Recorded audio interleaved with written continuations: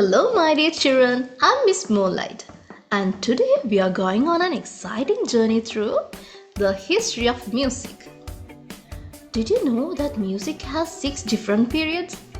Medieval, Renaissance, Baroque, Classical, Romantic, and Modern. But don't worry, we'll talk about just one today. The Modern period. What is modern music like? Modern music broke away from the traditional ways of composing. Composers had more freedom with rhythm, harmony, melody, and dynamics. This made music more exciting and unpredictable.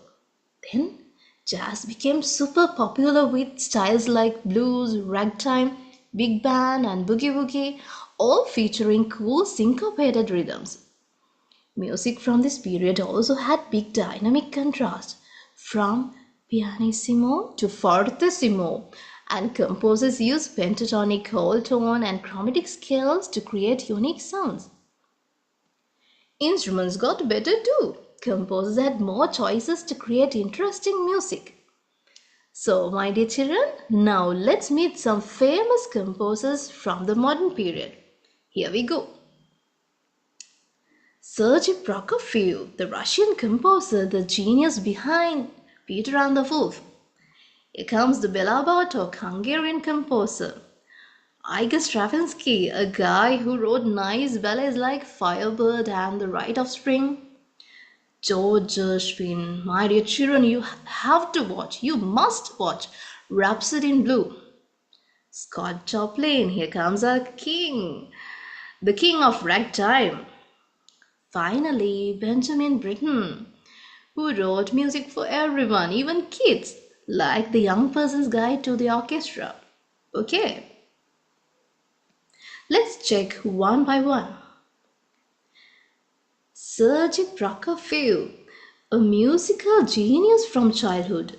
He wrote 3-act opera when he was just 9 years old. Can you believe?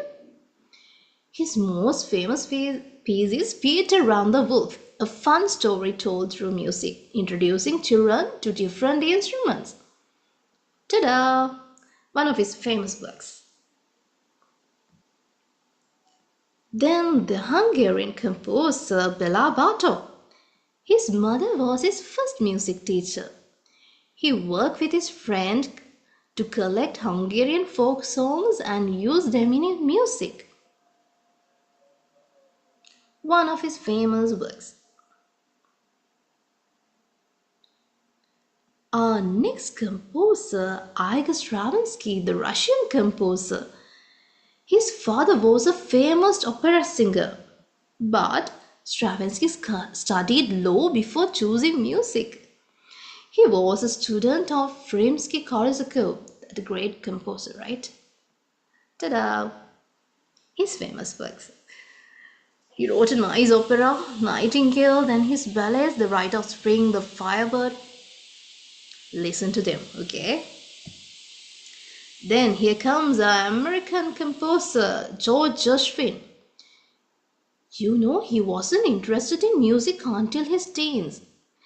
His first song was written for the Broadway musical. Gershwin mixed jazz into his classical music, making his pieces unique and fun.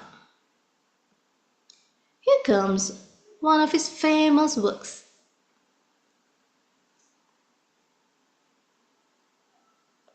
I Got Rhythm, nice song. You must listen to that, right? Then we are moving to our king. Who's that? Scott Joplin, American composer. Joplin's parents were musicians, so he learned from them. He became famous for ragtime music, a fun, bouncy piano style. So his most famous one is The Entertainer, still popular today. Then moving to our last one, Benjamin Britten. His operas and song cycles became famous around the world. He loved teaching music, so he wrote Young Person's Guide to the Orchestra to introduce kids to instruments.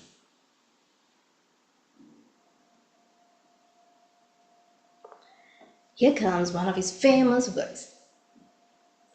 Okay, children, now I would like to check how much you remember. Are you ready to do a quiz? Who composed Peter and the Wolf? 1, 2, 3. Sergey Prokofiev, yes. Which composer was famous for ragtime music? Correct, Scott Joplin. Which piece teaches kids about the orchestra? Young Person's Guide to Orchestra. Who wrote that? Who wrote that? Benjamin Britten, yes. Okay, now tell me, last 3 questions for you. What style of music did George Gershwin use in his compositions? Sorry? Jazz, yes. What's a ballet? Yes. Which ballet wrote by Stravinsky? Yes. The Rite of Spring. First performance, okay. Last question. Which composer collected Hungarian folk songs? Here we go. Béla Bartók. Good job, girls. That's all for today, my little musicians. I hope you had fun learning about the modern period. Stay tuned for more exciting music lessons with Miss Moonlight. Don't forget to like, share and subscribe. See you next time. Bye bye.